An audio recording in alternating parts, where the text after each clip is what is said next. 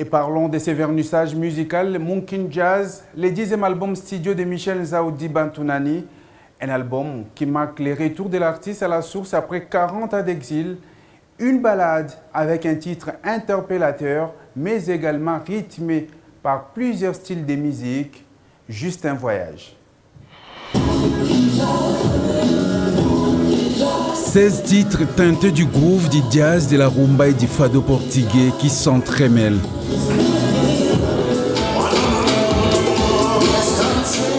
Le 10e album studio de Bantounani est une balade musicale qui nous rappelle juste que Kinshasa, à elle seule, est un monde à part. Un album qui a un titre interpellateur qui est sarcastique, Munkin Jazz.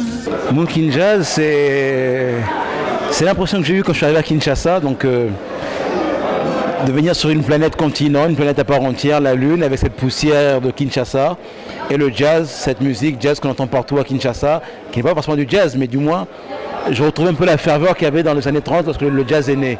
Hein. Donc mais pour moi, le Munkin Jazz, c'est aussi le... Voilà, je suis fier de sentir l'odeur du noir que je suis.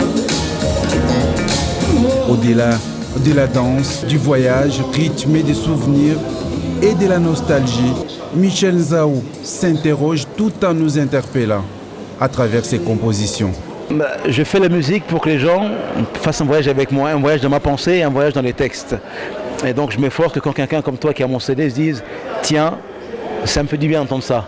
Même si c'est répété, la paix, tout ça, no more war, no more guerre, tout ça, c'est vraiment pour moi important de prendre le temps d'écrire un texte, des beaux textes, parce que l'homme passe et la musique reste.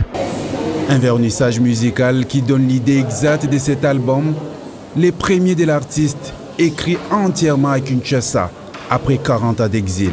On vit au Congo comme si on n'avait pas d'histoire, comme si on était juste des gens qui avaient 3 portables, tu vois.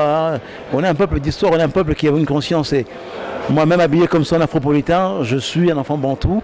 Et pour moi, mon combat, ma conviction première, c'est de parler du bantou, que le lingala soit exporté et de donner une nouvelle image du Congo. Un autre point à souligner dans cet album, 70% des textes sont écrits en anglais. Un choix assumé par l'artiste.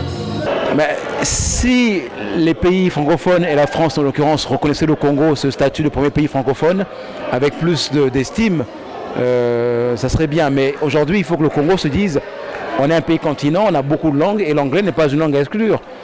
We have to speak English, on doit parler français, on doit être des afropolitains parce que le business se fait en chinois, en anglais et que le français, même si je sens ici un complexe avec le français au Congo, c'est terrible. Pour moi, on n'est pas forcément obligé de parler français. On doit parler français, mais c'est une langue parmi tant d'autres. Et l'anglais aussi est une belle langue. L'œuvre, déjà disponible à Kinshasa. L'album Munkin Jazz est sorti depuis le 16 mai. On peut le trouver ici au Rocas, on peut le trouver à la librairie de l'Institut français, on peut le trouver à l'espace Texas Villembeau, on peut le trouver au Kimbo et on peut le trouver au bar Le Tchaka-Nantais. Cet opus marque le retour des Bantounani au pays. Kinshasa n'a qu'à bien se tenir. Munkin Jazz est arrivé.